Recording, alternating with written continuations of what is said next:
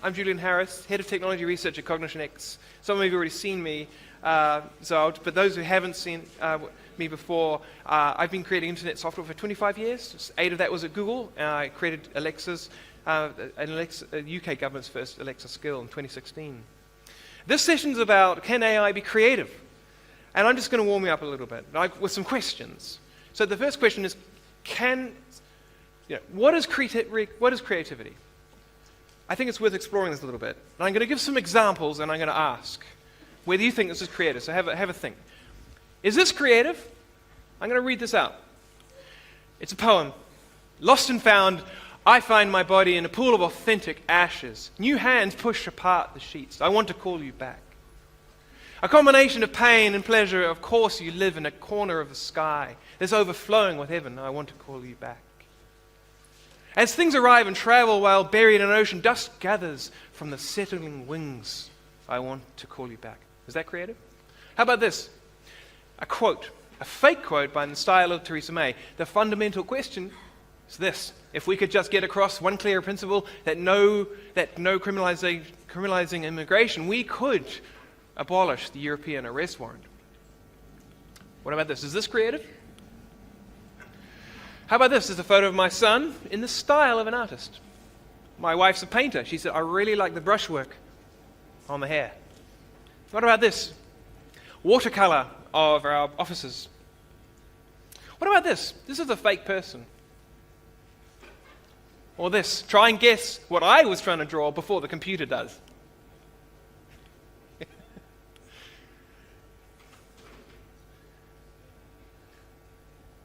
Yeah, they guessed it. It was an owl. Okay, what about this? Is this creative? Swoosh. This is what the person drew, and this is what the system created. This is a waterfall. What about this? What about a system where you just say what you want, and it creates the picture? A bird with a medium orange bill, white body, grey wings, and webbed feet. Or a small yellow bird with black crown and a short black pointed beak. Is that creative? Well, they're all AI generated. You'd probably guess that from different sources. Some of these are very, very, very recent. The Theresa May quotes was this little toy I put together. I called it Maybot. I got all of Theresa May's speeches from the public, threw it into this magic system that you'll learn a bit more about later, and it created new versions of what she said. On-party message, very impressive. So this is this new world. So the question is, are these creative? Hands up here who thought at least one of those was creative. Just hands up. Yeah, okay. We still haven't come to an agreement about what creativity means, though. So we're not ever going to... I'm going to actually ask you a question. Think for a moment in your lives when you've had someone say, wow, that was creative. And think about all the situations that people have said that in your life. And then maybe whether everyone agreed whether that was creative or not. Probably didn't. I think creative in that context feels a little bit like an opinion. No, we're not going to, I don't think there's ever going to be a universally agreed definition of creativity. But what we do have is an attempt to present at least something. And the reason why we try to do this is my work when I was working in the UK government. We tried coming up with ways of describing skills that what I called AI friendly. So skills that you could say, that is a skill that's being automated by a computer, and we're tracking how much of it's being automated. And so we tried to do this with creativity, and we came up with this definition, which is that creativity being an assessment, so it's an opinion, of the complexity and diversity of information used to create something new. Okay, this is just one idea, and in fact the idea is potentially the bit that's missing. But what's interesting with this is, if you look at all of these examples, they're all created with just a small amount of contribution from people. In fact, in some cases, none at all. Sometimes it's just a few words, sometimes a picture, sometimes just a swoosh or a gesture. I didn't know about the details, just kind of create it for me. Create a picture of my son in the style of Andy. Create a watercolor of this, just a gesture of some kind. And so we're kicking around this idea of a kind of creativity called gestural creativity. And this is interesting because you'll start seeing it in your world. And we're going to bring this up as one of the topics in the panel to explore the value of this idea. But music, what about music? I didn't mention music. Can AI be creative with music? Well, I actually left it out because we're extremely privileged to have today with us Payne from OpenAI. So let me talk to you a little bit about Christine. So Christine is a physicist. Christine's also a game designer. Christine's also a professional pianist and also, most recently, a deep learning researcher at OpenAI, one of the 3 organizations in the world committed to discovering artificial general intelligence. But rather than me say things, here's a quote which I find great. Those of you know Andrew Ng interviewed Christine 2 weeks ago. And he said that MuseNet, which is Christine's creation, was one of the coolest neural network projects in recent memory. And so I want to invite Christine to the stage, and I guarantee that what you see and what you hear is going to blow your mind.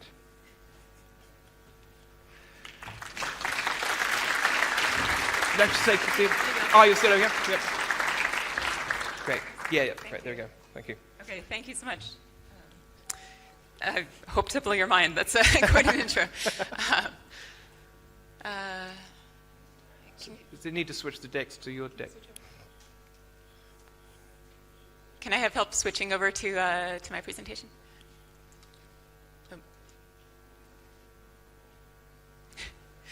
Well, I can wing it in the moment. You want to give a little bit of background into how you got into the space, because you did a fellowship initially, was that right? That's right, yes. Yeah, so since I was coming, I have a physics background, so a lot of the math and some of the programming was familiar to me, but I had spent the last 8 years or so playing piano, playing chamber music mainly, and more and more as I was learning about AI, I realized I wanted to be a part of it, wanted to be looking forward, and started taking a ton of online courses, including Andrew Ng's course, which is how I ended up meeting him.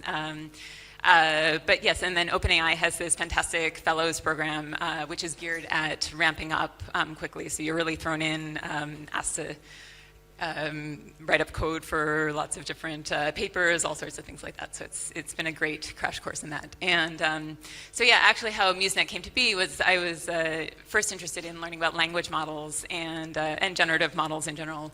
And I thought the best way to learn about it would be, rather than copy other people's work, to go ahead and create something of my own. So that's a long way of coming around to MuseNet.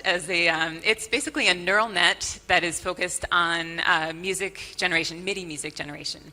And I thought, so as I said here, mostly looking at long-term structure. I'm particularly interested in pieces that couldn't be done by rules. So composers whose harmonies are too complex, rhythms are too complex, ways of blending styles, things that you can't do by writing simple rules. And that's why I've gone the route of having the neural net doing it.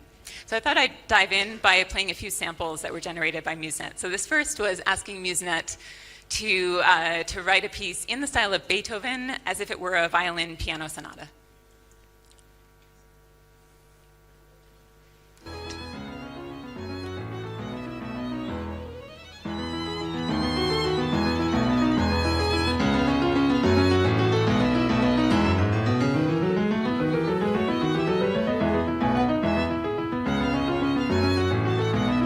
And then I'm going to jump over to the same model, but instead doing jazz. But you can hear in this, they're like really pretty intricate melody patterns back and forth between the violin and piano, things that would be difficult to write out in any other way. And then this is doing jazz quartet.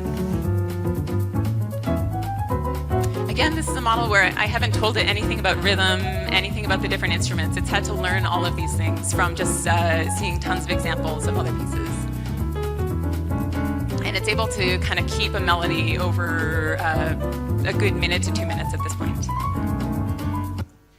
So as I mentioned, I've been focused on MIDI generation, which maybe you could hear also in those samples. And I like to think of this as sort of focusing on the composition aspect of music. So MIDI has information like when notes turn on and off, what the pitches are, what the volumes are, what instruments are playing, and the timing involved. But it loses information that a human performer might have, like the actual real sound of a violin or the sort of nuanced timing of performances. And so Right now, my approach is to go through MIDI and then later to work on the generating raw audio, although there's also a lot of exciting work in raw audio right now.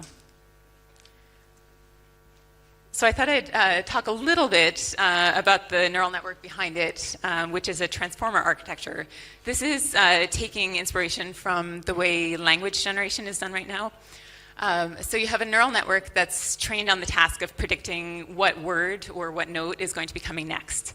And you're just giving it tons and tons of text, so it's learning patterns over time. So the model is seeing things like, well, what should the first position be? And at this point, clearly, it's really hard to guess what the first word of any text is going to be.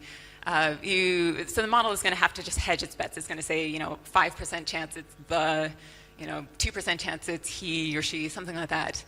Then we tell it that the first position is hello. And now, as you're trying to predict the second position, you have to develop some sense of how language is working. You have a much narrower sense of what the likely next words might be. Maybe you're up to like 30% chance it's how, or other things like that. And now, as you get to the second position, it's this. Now you're pretty confident the next word might be name. There might be a few other options, but your model could get very good at learning that would be a good next choice. And then here, you're almost certain it has to be is. And then here you again hit a branching point where, as you see lots and lots of different training data, you'll see lots of different next points here. So this is another point where the model is just going to have to learn. Don't be overly confident about any name. Do sort of 5% chance on anything. So once you have a model that has gotten really good at this task over tons and tons of training data, you can turn this into a generator by sampling from the model at each of these points. So as you can tell, there are certain points where there really wouldn't have been much of a choice. You had to choose the word is.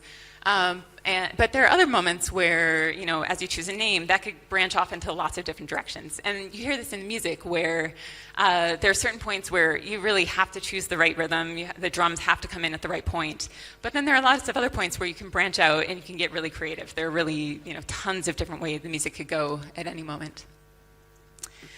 So now we hit the point of how do you translate music into this sort of sequential set of tokens that you can feed into a model like this.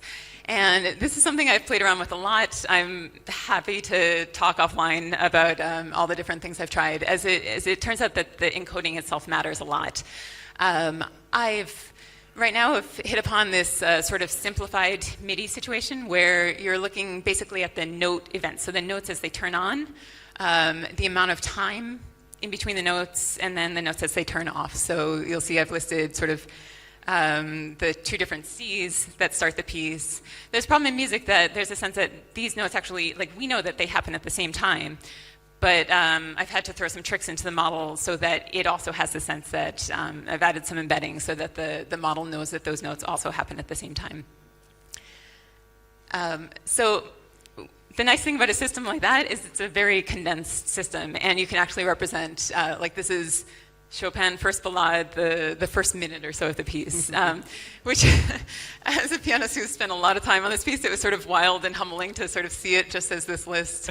But yeah, as the model sees it, it knows nothing about music structure, but it's going to have that task of, given the first token, what's the next token, and what's the next token after that? And it has to build up this understanding of structure of how these tokens are relating to each other.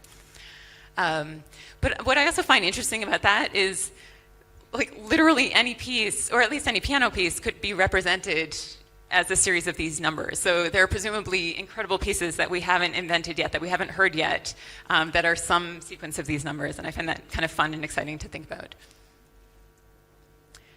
So the process of training MuseNet sort of shapes these probabilities of what notes it's going to predict next. So in the beginning, you literally have a model that's it's pretty much spitting out noise. It's spitting out random notes. There's some chance that it could find that, perfect, gorgeous piece that we haven't heard yet, but, the overwhelming odds are that it's just going to be crazy noise.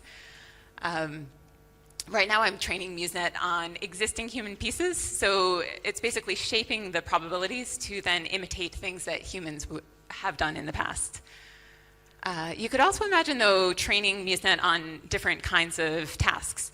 Maybe the task of imitating like what humans like. And that maybe opens up the door to, we're not only creating pieces that are existing pieces, but we're really fine-tuning on what humans will find interesting. So maybe that could be a pathway to create this model. Because the model itself is certainly capable of generating these fantastic new styles that we haven't even imagined yet, but it's a matter of training those weights to get to those kind of things. So one of the main approach I had with MuseNet was to have one very large model that can just tackle tons and tons of different styles. So as you heard, the Beethoven, the jazz, it has lots of pop music in there. This is an example of it doing ragtime for a little bit.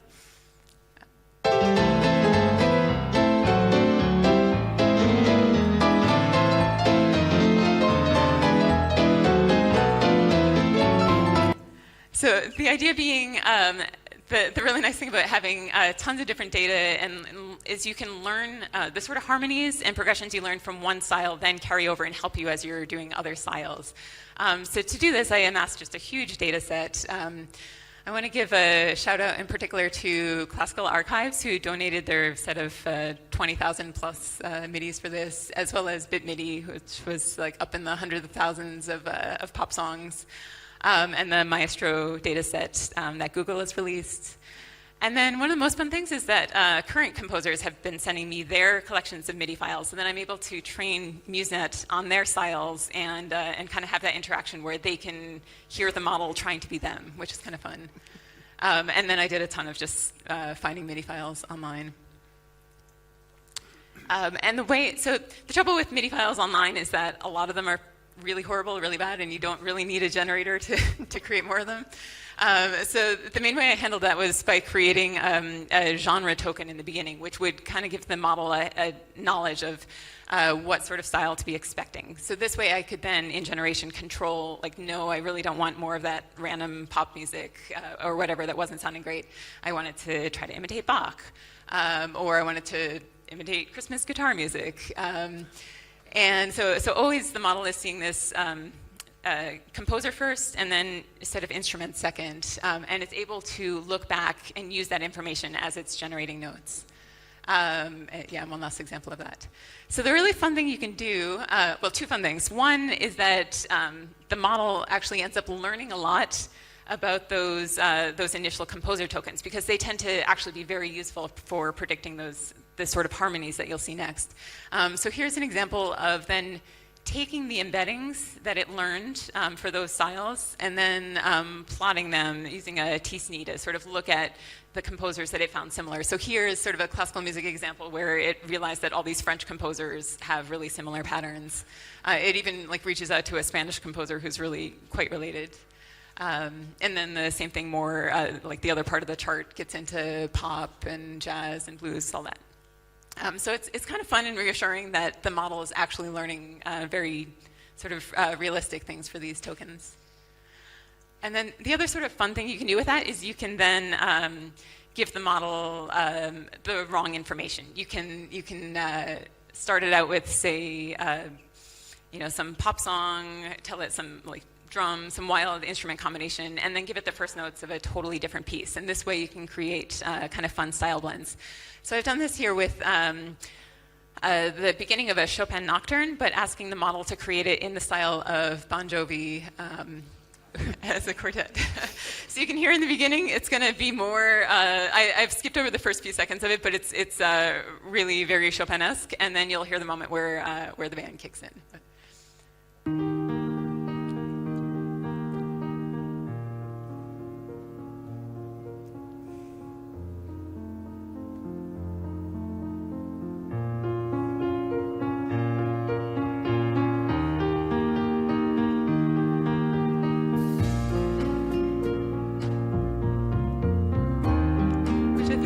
Fun, like if you asked me to create a pop version of a Chopin nocturne, like I love that it keeps, like the left-hand rhythm is still the Chopin nocturne rhythm. It has a pretty plausible things going on. It's kind of fun that the model just like figured out this was the way to combine these two wildly different things. And this one actually goes on for a long time. I won't go through through it all, but it's a 2 or 3 minute piece. So the sort of main last thing I wanted to share was one of the things we did as we published this through OpenAI was we created a demo, a sort of interface for interacting with the model. And this is one of the things I'm most excited about is how composers, musicians, and even non-musicians will be able to create their own pieces through these models. So this is sort of the demo tool that we have, although we imagine there'll be more elaborate versions of this in the future. Here the idea is that you can choose the style, the composer that you want to be imitating. You can choose if you want to do an intro. So we have things like the Harry Potter theme or all sorts of different intros, or you can just do it from scratch.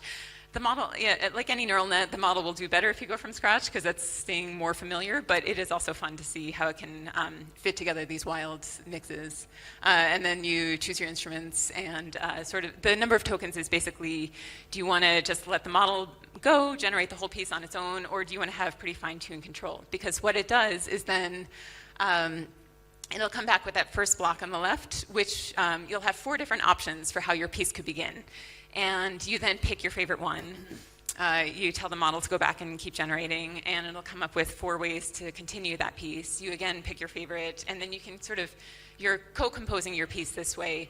And I really liked, for me, it's sort of a way to compose music not at the note-by-note level, but now at a theme-by-theme. You can, even someone who doesn't have the musical training, you have that sense of, oh, I like this thing. Like, I'm a pianist, but I don't compose at all, and I wouldn't be able to compose something in the style of Rachmaninoff or something. But I can tell, like, oh, that sounds really good. I like this one a lot, and then you can shape the piece that way. So I'm really excited to see how tools like these will evolve. I love the idea of maybe being able to sort of say, oh, I want the piece to have like this sort of shape, and just kind of have a gesture of like how you want the piece to look, or say, I maybe describe it in words, like I want it to be a quiet piece for the first couple minutes, and then to get more intense. You can imagine lots of different ways that we might be able to describe how the music should be and try to influence it. And so lastly, kind of leading into the panel, I just wanted to kind of put out a few thoughts of how I'm thinking about creativity. And as I was going through, I was trying to think of like what the model can do and what it can't do. And I was thinking in some ways that maybe the first level of creativity is this sense of mimicry where, you say, here are a bunch of Beethoven pieces or whatever, please generate another piece in this style. Which I would argue, it's maybe not as creative, but I think if we ever got to the point of like Beethoven Symphony No. 10 or something like that, that would be pretty amazing. Maybe a next level, and also probably a next level in human, the way we think about human composers or creativity is combining different styles to create something new. You often have people who have lots of different influences to create their new work. Maybe a step beyond that is creating something that's just wildly new, that's not clearly, there probably are points in that sort of space of numbers that are just styles that aren't that close to anything we've ever heard before, but maybe we would like. So just something just wildly different than we've ever imagined. And then I would say that for me, the sort of highest level of creativity is this sense of you could like transcend what we've kind of set up. So, whoever looked at a piano and thought, we don't only have to play notes, we could like get inside the piano and pluck the strings, or we can do all these sort of sound effects, we can do, just basically stepping back and realizing, oh, this whole time we've been assuming that the boundaries were here, and actually there's this whole other space that we haven't thought about. So for that, I think I'm very much defining what the model can do by the sort of tokens that I'm using. And so there's a sort of fundamental limit to what this model could ever create.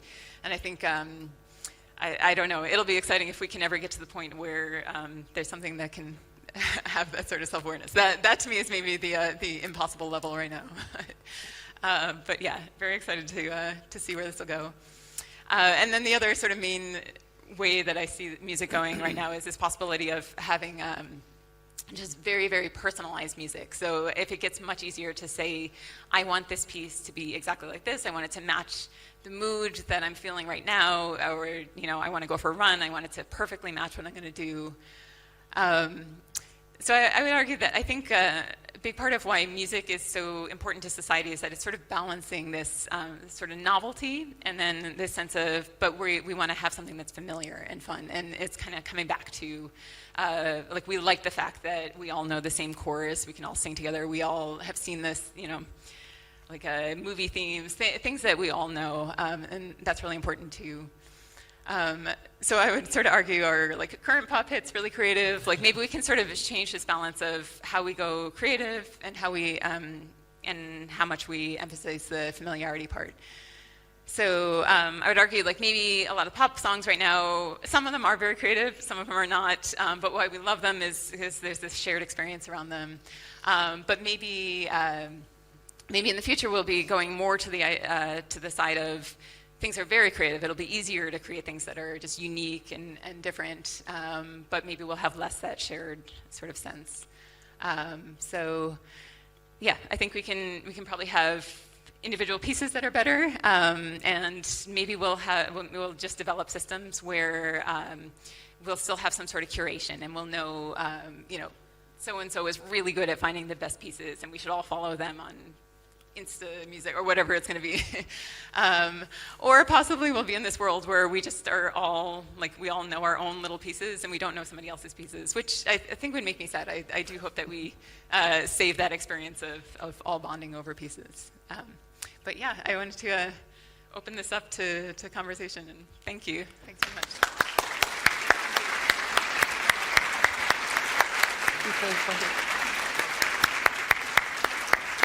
Thank you, Steve. This field, yeah. Wow, it's really interesting. Those who watch Black Mirror, you have a treat if you haven't seen Series 5. It's pretty incredible. Great, so what's really exciting about that is, you know, we touched on lots of areas, and this is really new. I think this is the first time we talked about it publicly, is that right? Yeah, I guess in a big conference, Yeah, there we go. So this is the first. That's pretty exciting. So now I'd love to invite the panelists to explore this space. Each of them bring a really interesting perspective. Practitioners in music, composers, writers, and entrepreneurs. So I'd like to invite the panel to come and join us on the stage and continue this conversation around, can AI be creative? Please, give them a hand.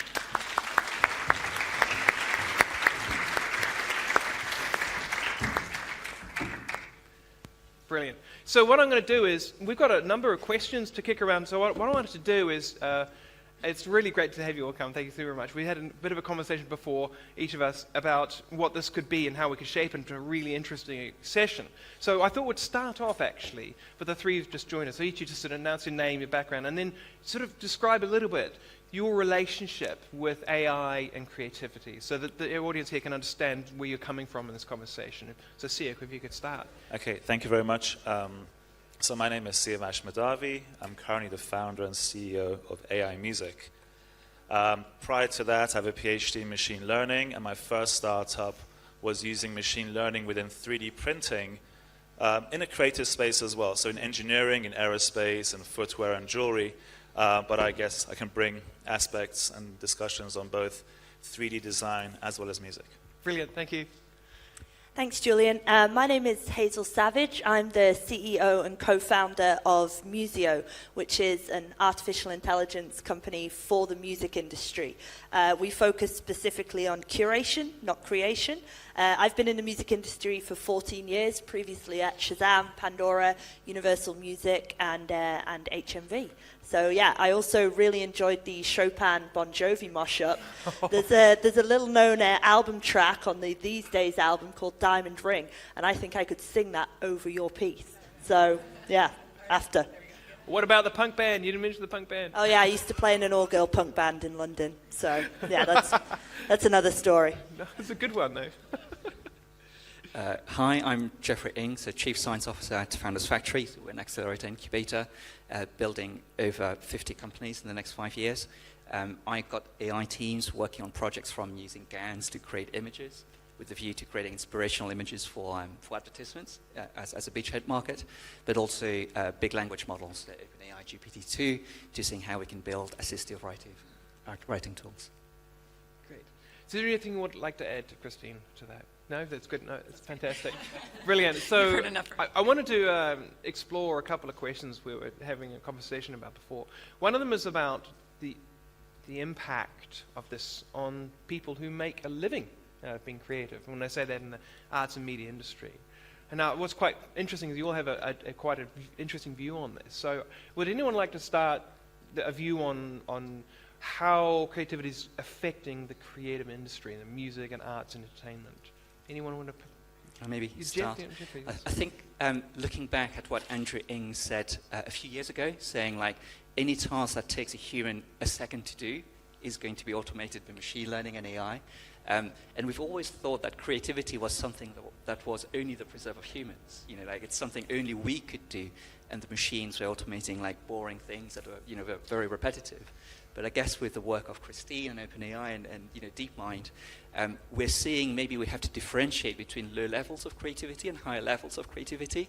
I think we're saying, I mean, there's one thing that you said very well, which is, you know, how do you branch out from the music that makes it, you know, unique and interesting, and how do you separate that from the low-level arrangement of, you know, the different instruments, or how do you do the accompaniment, etc. I don't know if you know any of the. Hazel, do you want to add something? Yeah, I know Julian already knows, but I'm the AI music skeptic in terms of AI creating music. And I think I was maybe one of the people who didn't put their hand up when it was, are any of these examples creative? And sorry, Julian. That's great. It's good. But also, I kind of think it's not just. I can see elements of creativity, but to me, the question on top of that was, but is it artistic? And I didn't feel like it's kind of like it's super impressive that it can generate a face that looks human based on a composite of lots of other faces. It's interesting that it's done that. But I don't find it artistic in the same way when musicians write music or release music or publish music. I don't find it creative or artistic in that way. And a really great example, I was at a conference last week in Cannes, MEDEM.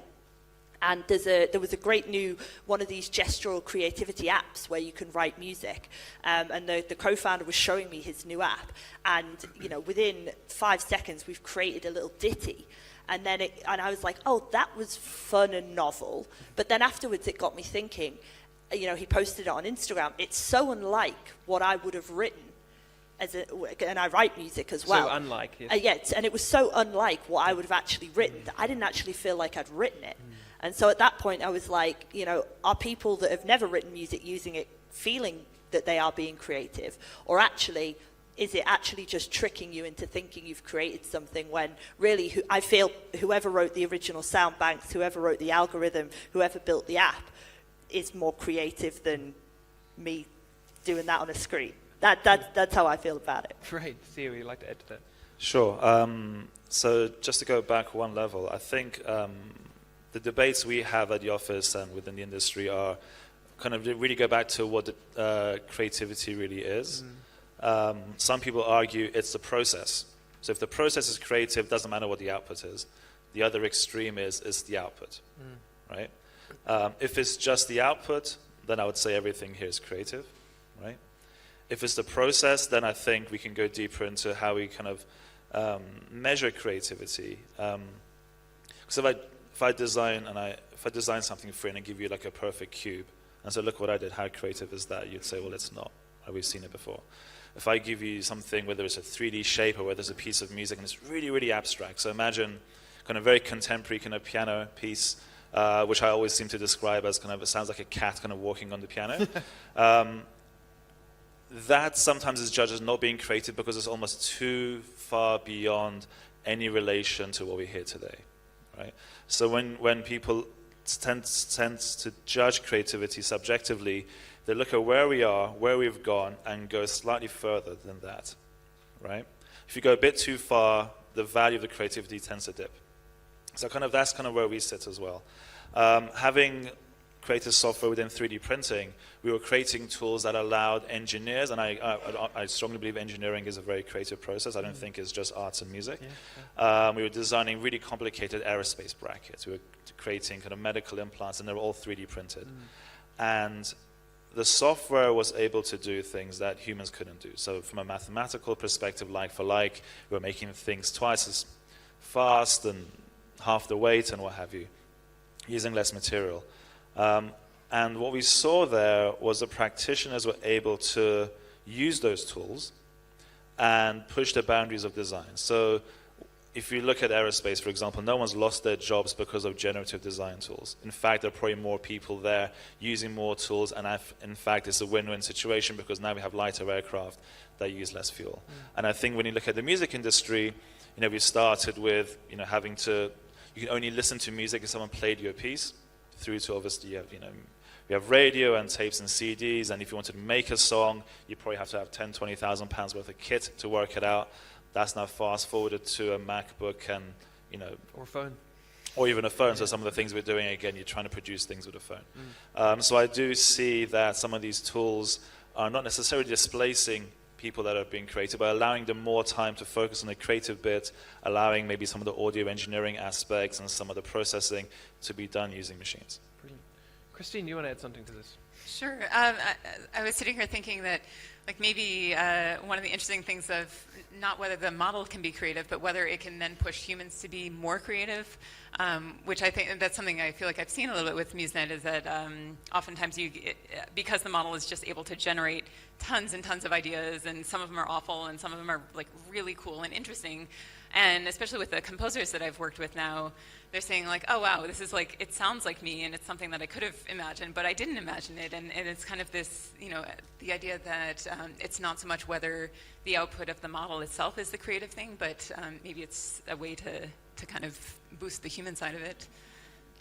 So, Sia, you mentioned in our previous conversation about you were talking with some music creators who are worried about their livelihoods, or at least they're talking about the work that your product's producing. I'd love you to share a little bit about, if you're comfortable with that, about how some people reacted to the product you have that's generating music.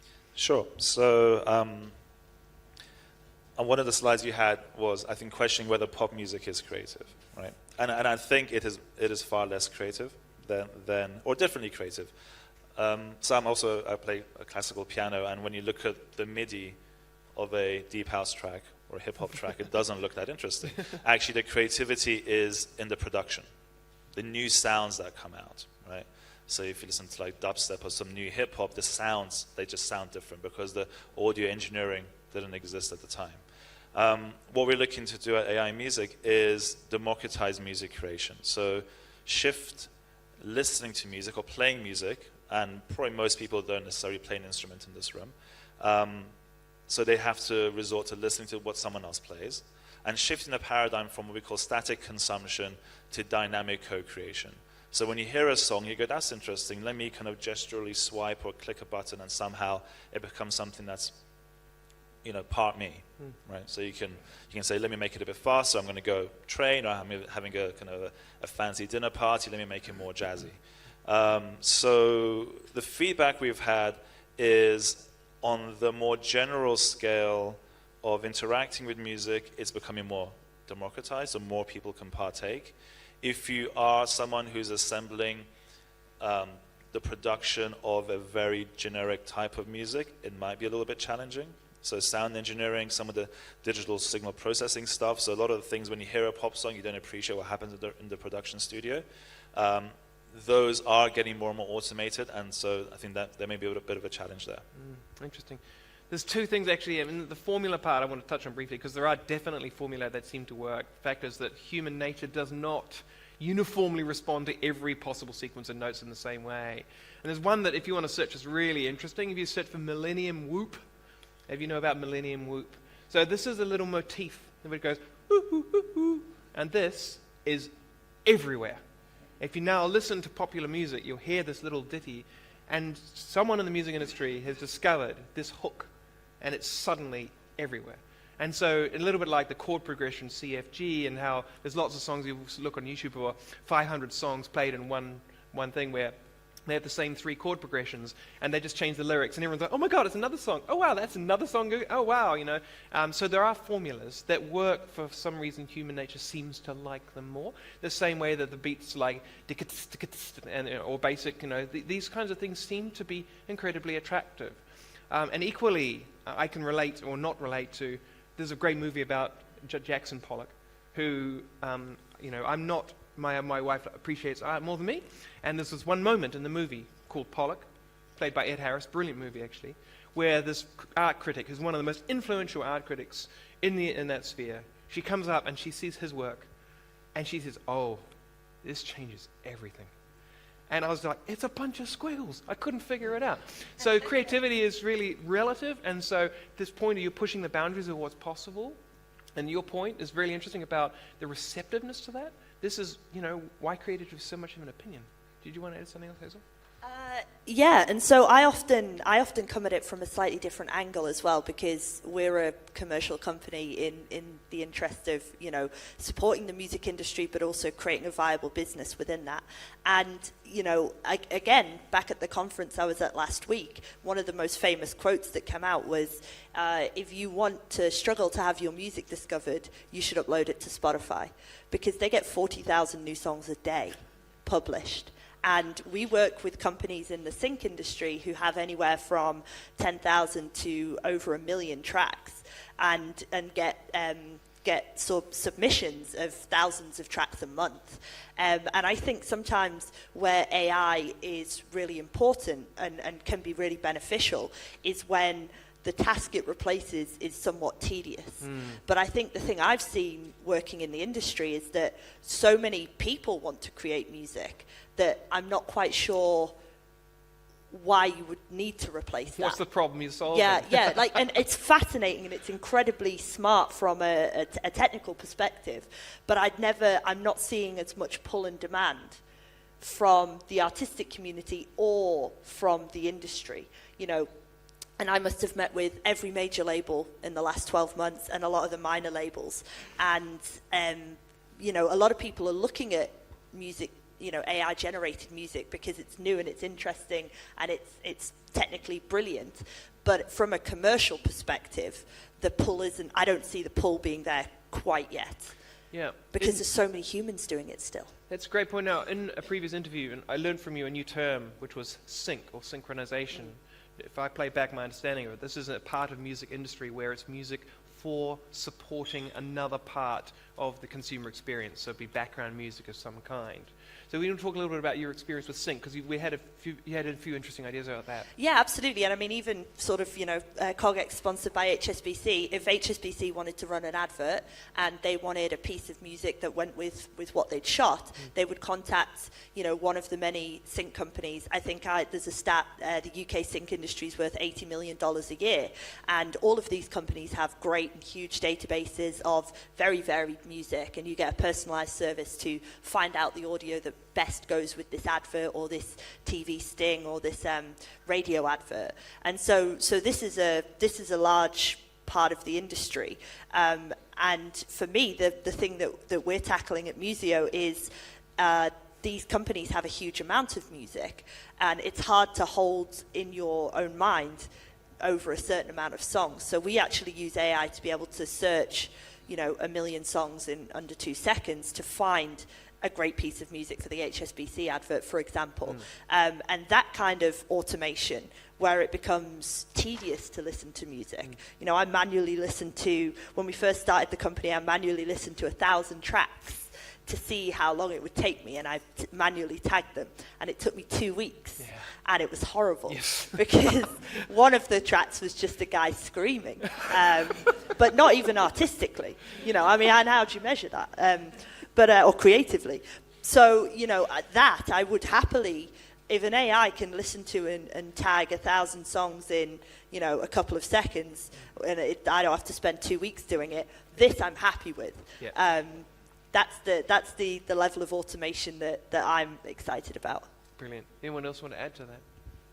It ties very nicely to the next question, actually, which was the business impact of this. Jeffrey? Yeah, maybe I can touch on to the... I think, the Guardian, the newspaper, is an investor in Founders Factory, so they're very concerned about, the civil liberties and, protecting, the modern society. So they've always asked us to have a look at, these deep generative models and what they're doing. I think they're probably concerned about it from the deep fake, angle of that.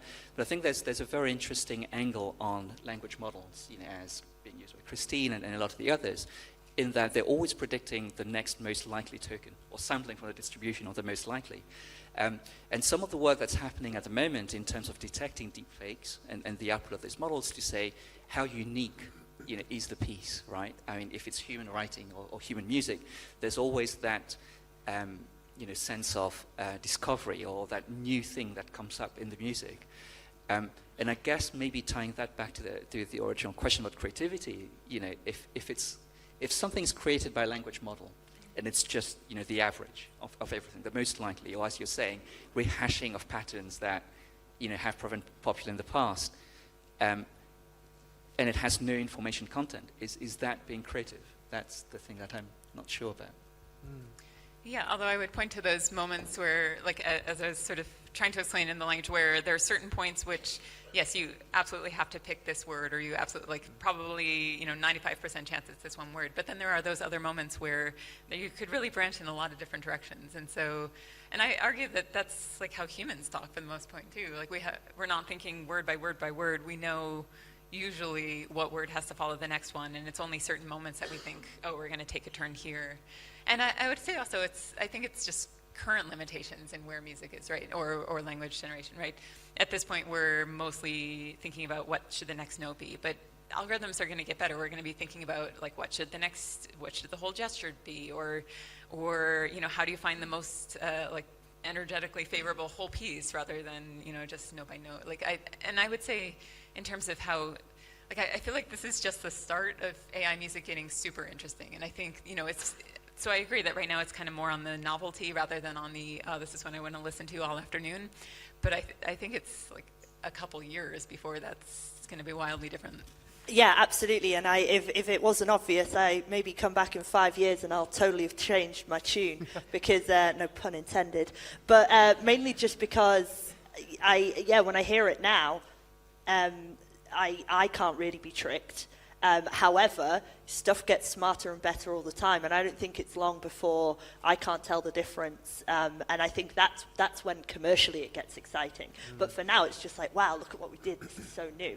But yeah, I mean, I think for any musicians in the audience, you got about 5 years, I reckon. Well, in terms of what you were saying for the chord progressions, like the CFG or things like that, I think of it even in terms of, like, the music that makes us sad or feels emotional, things like that. Like, in some ways, like, even as a pianist, I know, like, there are certain chords or certain progressions that will feel like they're the big moment of the piece that feel really sad. And it's sort of like, it feels sad to say that, it's just a formula, but in some ways it is. And, human composers use it because they know those progression works. And then, AI is going to use it in the same way. So we will have pieces that like make us feel emotions very soon, I think. Yeah. Sia, did you want to say something? I think it might relate to the next cool. part. Yeah, so from the business impact story, I think what's really interesting is, I just can't help thinking. So I worked at Google for some time, and when looking at products, the question was always, does it scale?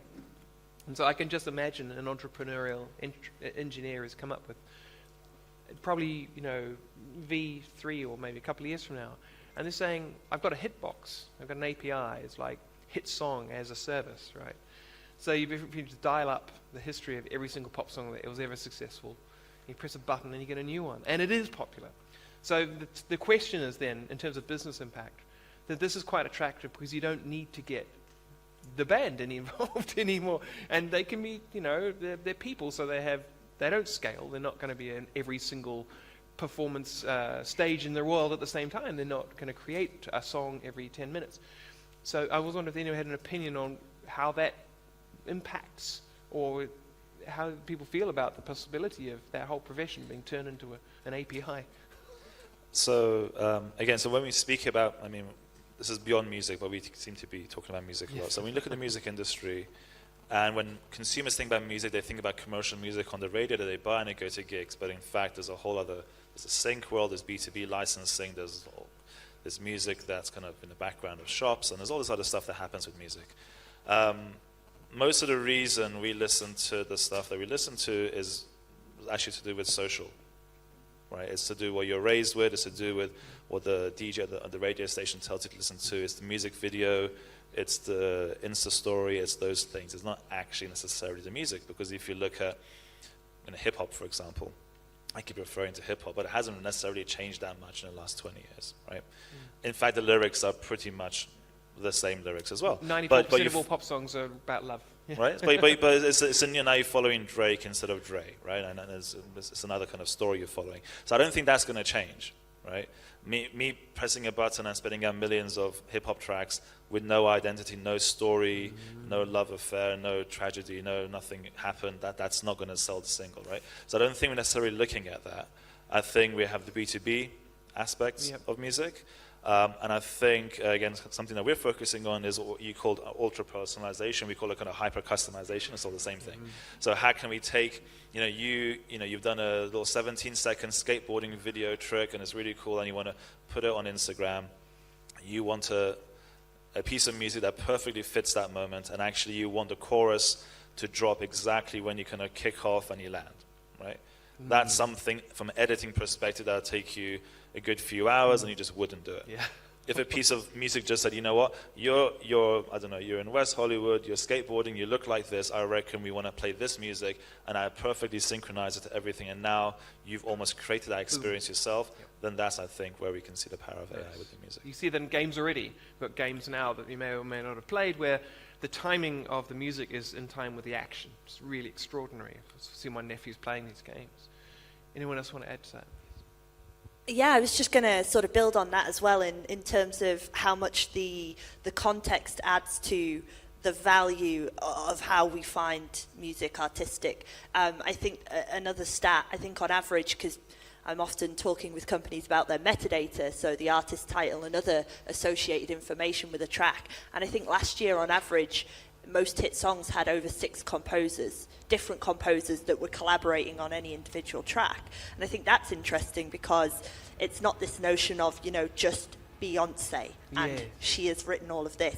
It's often this multiple human collaboration that's leading to the big successful songs at the minute, which is, just interesting again. And then again, something else that I find value in creatively is, so Cardi B's dropped a new track, and I was watching her Instagram story this morning, and all of her fans have done dance videos, and she's cut them all up, and that's like the promo for her new track. And it's all about like, her track is like, does Cardi B need any more press? Sorry, I'm adding to it. But it's just like, it's because of who she is and how ridiculous she is and how she courts the media and how she writes a song like this, that if anyone else had done it, it probably wouldn't be a hit. Yes. So it's often that kind of context thing. Yeah. Great. So we have about 1 minute left. So if Jeffrey, you want to add one more thing, and then Christine. Maybe the last thing, touching on the future of work. I mean, if we see at the moment, if somebody needs about 5 to 10 years of either classical or contemporary music training to be able to author a song or create something decent, what are these tools doing to the masses? I mean, you talked about democratizing access to creativity. Is that really going to lead to a contraction of the music business or the music authoring business, or is that going to open up a lot of new blood coming into the industry, being empowered by these tools? I'm not sure. Great question. You stole exactly my thoughts on that. I totally agree. We're too aligned. We need more controversy, please. No, I'm really excited to see how, even as non-musicians now or non-artists, anything, the fact you can, like your example of the waterfall where you just like draw a line and now you have that. I think it's exciting. Brilliant. So maybe one idea or tool or product that you would recommend people who are curious about making music that each of you can just recommend? It's okay to say MuseNet. Can I say plug? You can check out MuseNet on there's OpenAI blog. You should. It's fun to play with. Great. I'll take the easy way out and say MuseNet too. Yes. Well, I'm going to spruik my own product as well. So if anyone's interested in using a drag and drop, so no developer experience needed, you can go to museo.com, which is our website, and we have an AI tagging plugin, which you can just upload or drop in a link, and it will automatically use AI to tag it. So that's just kind of a little fun intro. Nice. So there are lots of really cool apps in the space. There's one called HumTap, for example. where you essentially hum and tap into your phone and it makes songs for you. Hum tap. Okay. There's a microphone called Voclia. They do some really cool things as well. Again, you just beatbox and it just predicts the genre you're in, and it kind of goes in and creates things. And we actually have an app ourselves called Ossia. And there you can create hyper-customized remixes of any track. You just take it, you swipe around, and create the workout version, the party version, or the chill-out version. Yes, Ossia, I played with Ossia. Great. So I want to finish off by my recommendation. If you've got an iPhone, you have access to GarageBand. So that's a really fun tool. It's very, very easy to use. If you wanted to do something slightly less easy to use than the tool you're recommending, what was it called? So Jamble, J-M-B-L. That's a fun one. So there's some tools for you to take away and start exploring your own space to see what the world of gestural creativity looks like. I want to now invite everyone to put your hands together for this incredible panel.